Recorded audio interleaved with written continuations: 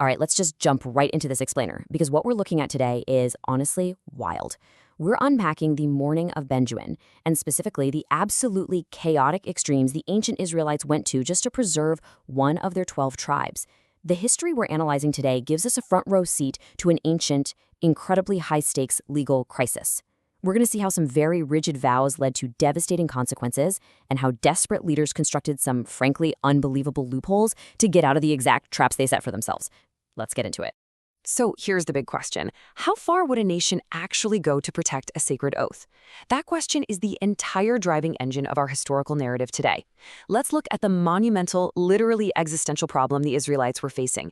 They were staring down the barrel of a permanent fracture in their national identity. They had this foundational structure of 12 tribes, right? And suddenly, they are standing on the edge of a precipice, realizing that one of those foundational pillars was about to be completely wiped out of existence, gone. The emotional fallout of that realization, it was absolute, crushing despair. The people gathered at the house of God, and they just stayed there until evening, lifting their voices and weeping bitterly. They built an altar, they offered burnt offerings and peace offerings. Listen to this plea. It captures that raw emotion perfectly. O Lord God of Israel, why has this come to pass in Israel, that there should be today one tribe lacking in Israel? They're intensely mourning the tribe of Benjamin, coming to terms with the fact that because of a devastating civil conflict, their own brother tribe is on the brink of extinction. And this brings us to an impossible, almost absurd legal puzzle that they were totally trapped in. It's like a giant, deadly logic puzzle. On side A, they desperately wanted to save their brother tribe, right? They were repenting for Benjamin, literally saying there was one tribe cut off from Israel this day. But then, look at side B. An ironclad vow stood directly in their way. They needed to find wives for the surviving men of Benjamin so the tribe could rebuild, but their own previous words had painted them into a complete corner. So what was this trap? It was the oath at Mizpeh. This was the ultimate constraint. The men of Israel had sworn this at a massive gathering, saying, "There shall not any of us give his daughter unto Benjamin to wife." Now, in the ancient world, an oath sworn before God wasn't just a promise, it was unbreakable. It carried a deadly spiritual weight. And this created a massive dilemma. How on earth do you provide wives for the surviving Benjamites without breaking a secret vow that would literally bring a curse down on your own head? Well, in utter desperation, the elders start frantically searching for a loophole. And they realize, wait a minute, we made another great oath.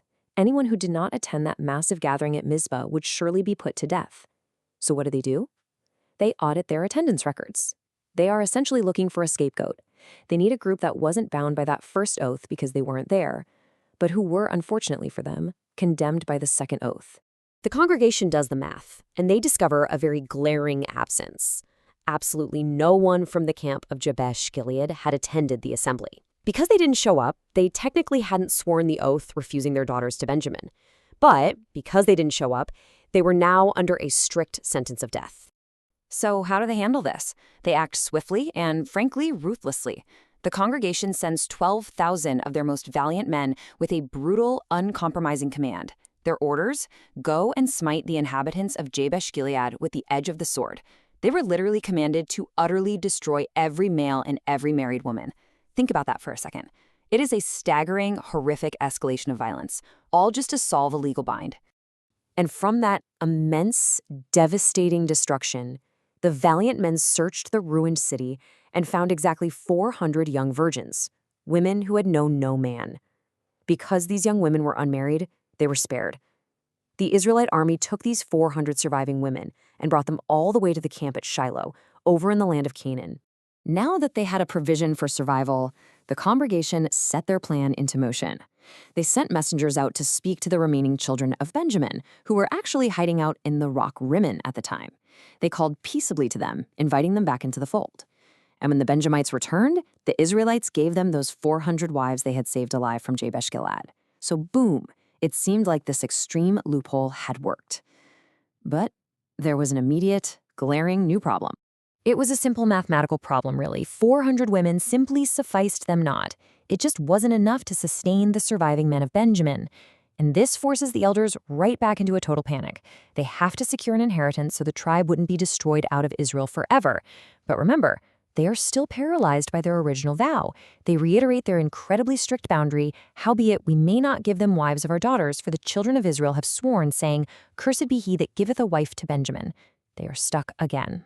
So to solve this second crisis, the elders engineer a cold, highly calculated plot, and it is honestly hard to believe the audacity here. They know they cannot give their daughters, or they'll be cursed. But what if their daughters were taken? This brings us to what we can call the Shiloh loophole. It relies on a hyper-literal interpretation of their oath, perfectly paired with a very specific, recurring annual event. See, the elders pinpointed the exact geographical location of an upcoming festival. They noted, Behold, there is a feast of the Lord in Shiloh yearly. And the geographic tracking they use here gets incredibly precise, literally mapping it out as being north of Bethel, east of the highway that goes up from Bethel to Shechem, and south of Labana. They give the remaining unmarried Benjamites a very specific set of instructions to carry out an ambush at this exact spot. Let's look at how this builds, because they laid out a highly coordinated ambush plan.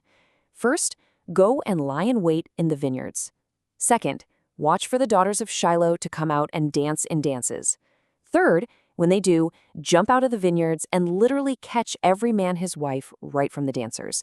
And finally, immediately flee and go straight back to the land of Benjamin. Now, you might be wondering, how on earth did the elders plan to deal with the inevitable outrage of the kidnapped women's families?